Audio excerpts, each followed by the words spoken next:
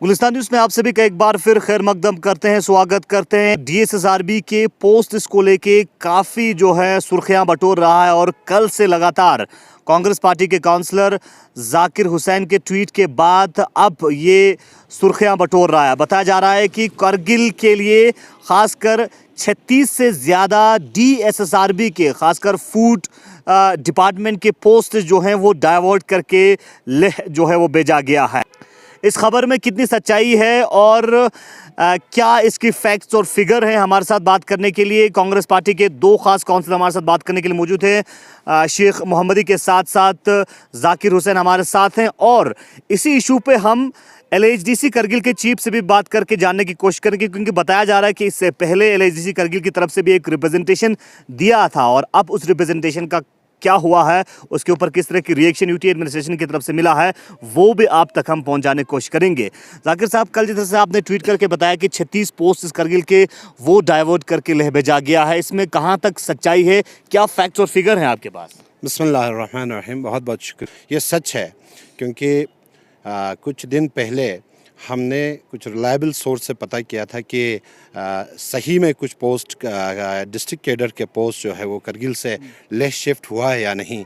लेकिन हमने ये मालूम किया तो हमें पता चला कि डिस्ट्रिक्ट करगिल से डिस्ट्रिक्ट कैडर के 33 या 36 post food and supplies department के, ये वो पोस्ट है जो 1986 से करगिल के थे।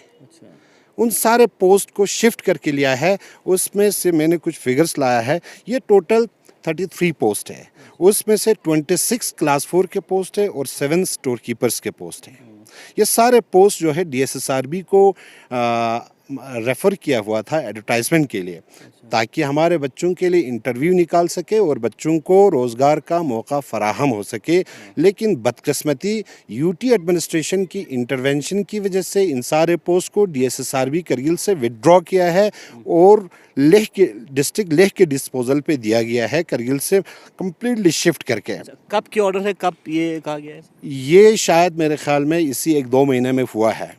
तो अब आपको मैं एक बात बताऊंगा, हमारे करगिल में total 54 government sanction sales centres हैं फूड एंड सप्लाईज डिपार्टमेंट के। ठीक है, जो पोस्ट विड्रॉ किया वो 1986 से हमारे पास था।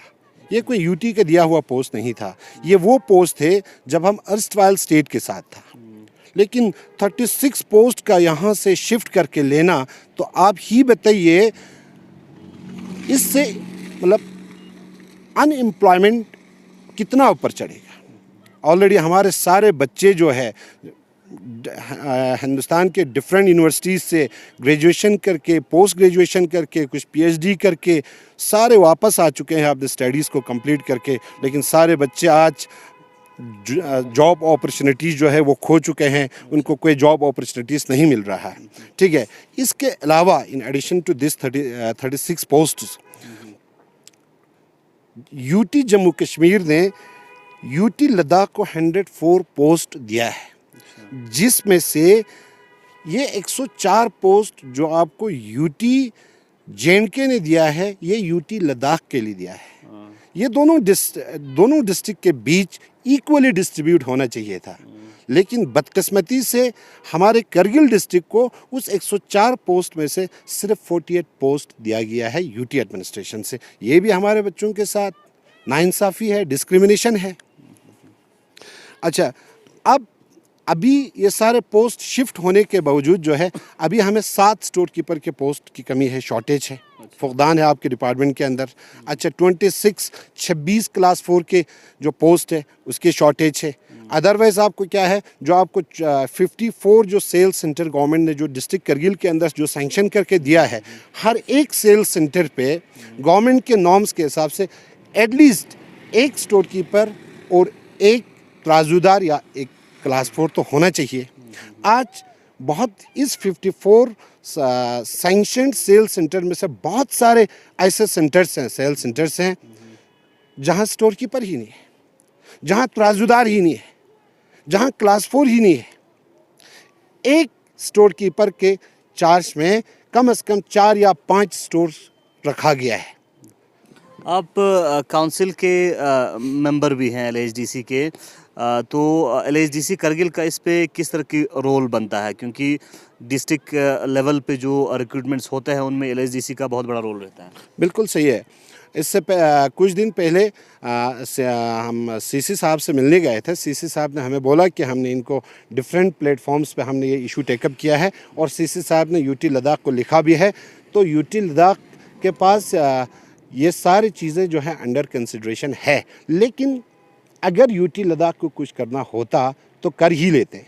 हमने यूटी लद्दाख से ज़्यादा नहीं मांगा है, हमने सिर्फ अपना हक मांगा है। हमने वही पोस्ट मांगा है जो 1986 से हमारे पास थे, वो पोस्ट हमारा ले लिया, वो ही पोस्ट हमें वापस कर दो। अगर यूटी बनने के बाद, बाइफर्केशन के बाद 5 अगस्त 2019 जब आपका लद्दाख बाइफर्केट होके एक नया यूटी बना, जिसको एक न्यू लद्दाख के नाम से पहचाना गया।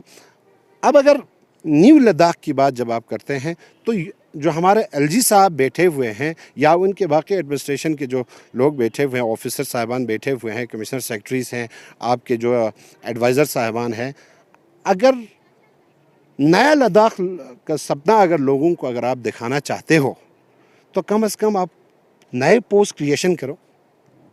जो हमारे पास पोस्ट थे वो लिए क्यों? अगर आपने हमारे यहाँ से लेके ले वालों को दिया, ठीक है, तो हमारे बच्चे क्या करेंगे? उनकी जॉब अपॉर्चुनिटीज़ के क्या होगा? उनकी फ्यूचर के क्या होगा? चलिए, क्या अपील करना चाहेंगे आप यूटी एडमिनिस्ट्रेशन से? और यूटी एडमिनिस्ट्रेशन की तरफ से लगातार दावा भी किया जा रहा है कि अलग अलग माध्यम से जो रिक्रूटमेंट का प्रोसेस, अगर हम DSSRB की बात करें, लेह करगिल और SSC के ज़रिए किया जा रहा है, इसके दावा भी किया जा रहा है। नहीं, वो अलग इशू है, लेकिन जिस पोस्ट की हम बात कर रहे हैं वो डिस्ट्रिक्ट कैडर का पोस्ट है, ठीक है। डिस्ट्रिक्ट कैडर का पोस्ट जो हमारे पास था उसे वापस लिया गया LG साहब से और यूटी एडमिनिस्ट्रेशन से। हमारी सबमिशन ये रहेगा कि आप इस केस पे फिर से रिविज़िट करें और हमारे जो जितने भी पोस्ट लिए हैं, मैंने सुना है कुछ सेक्शन ऑफिसर के भी पोस्ट उठाए हैं, वो सारा हमें अपना पोस्ट वापस मिलना चाहिए, क्योंकि जब हम जम्मू कश्मीर के साथ थे तो उस वक़्त 1986 में ये सारे पोस्ट तब से हमारे पास था और अभी हमें वो सारा पोस्ट वापस मिलना चाहिए, क्योंकि हमारे बच्चों के फ्यूचर का मसला है। आप कांग्रेस के काउंसलर हैं और कांग्रेस के जितने भी लोग हैं वो ज़्यादातर बहुत सारे इश्यूज़ पे खामोशी इख्तियार करे हुए बैठते हैं। शुक्रिया इसहाक साहब। जैसा कि हमारा ऑनरेबल काउंसलर जाकिर साहब ने आपको फरमाया कि हमारे जितने भी पोस्ट थे अर्सवाल J&K स्टेट के दौरान में, तो ये खुसूसन ये 33 पोस्ट तो बिल्कुल हमें मिलना ही चाहिए, क्योंकि ये हमारा पहले से ऑलरेडी करगिल के नाम पर ये सेंक्शन था। तो अब मेरा कहना ये है कि खुसूसन मेरा तो यूटी एडमिनिस्ट्रेशन के अलावा अपना ऑनरेबल MP साहब से, क्योंकि MP साहब जो है हमारे पूरे लद्दाख का नुमाइंदगी करते हैं। अगर आप, मैं MP साहब से एक सवाल यही पूछना चाहता हूँ कि MP साहब, अगर आप दोनों अज़ला को अगर रिप्रेजेंट करता है पार्लियामेंट में जाकर, तो आपको ये हमारा यूटी एडमिनिस्ट्रेशन के साथ ये मुद्दा जो है रखना चाहिए कि करगिल के साथ ये नाइंसाफ़ी हमेशा क्यों हो रहा है। बहुत बहुत शुक्रिया। कांग्रेस के 2 काउंसलर हमारे साथ बात कर रहे थे और कांग्रेस पार्टी की जानिब से जो काउंसलर से इनका कहना है कि लगभग 36 से ज़्यादा DSSRB के फूड सिविल सप्लाईज़ के जो पोस्ट्स हैं उसे डाइवर्ट करके लेह भेजा गया है। इस पे इनकी काफ़ी कंसर्न है और इसी इशू पे LHDC करगिल के चीफ की क्या ओपिनियन है, क्या रिएक्शन है, वो भी आप तक पहुंचाने की कोशिश करेंगे, क्योंकि गवर्नमेंट को वही रिप्रेजेंट करते हैं। जो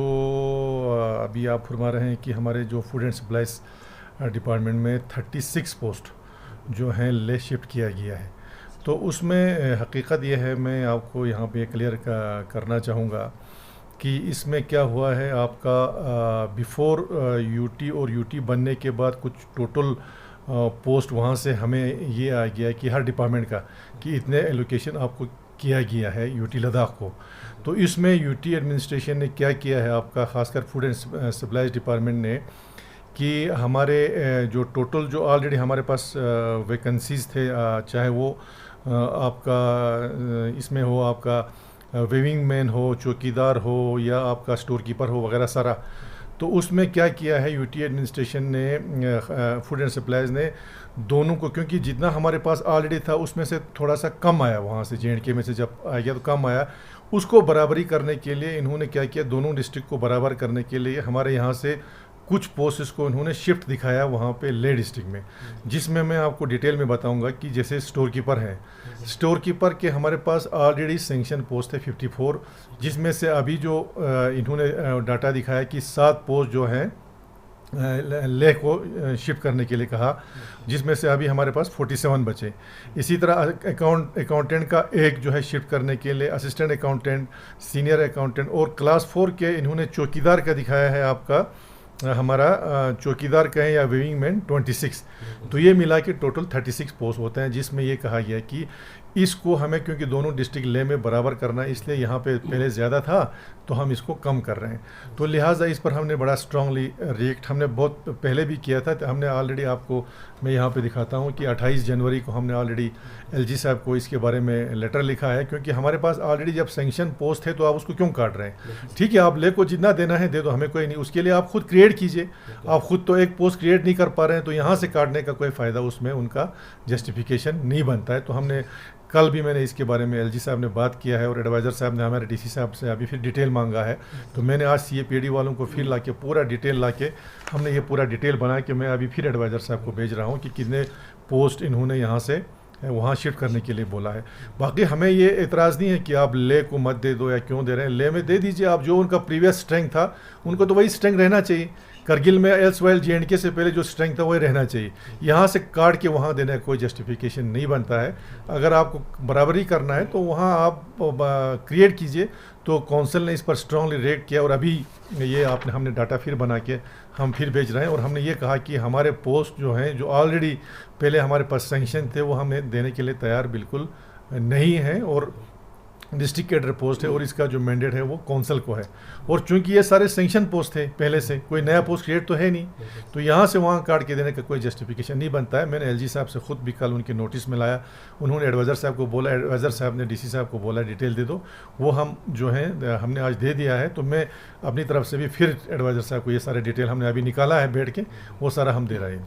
सर इन दिनों अभी DSSRB का करेक्शन विंडो ओपन हो चुका है, तो कब तक टेंटेटिव डेट निकलेगा सर एग्ज़ाम के लिए, क्योंकि अब इलेक्शन भी जी उसमें ऐसा है कि अभी तो हमारा पहले बच्चों का बहुत सबका डिमांड आया कि हमें आपका करेक्शन विंडो के लिए, वो हमने 6 से 12 कर दिया है।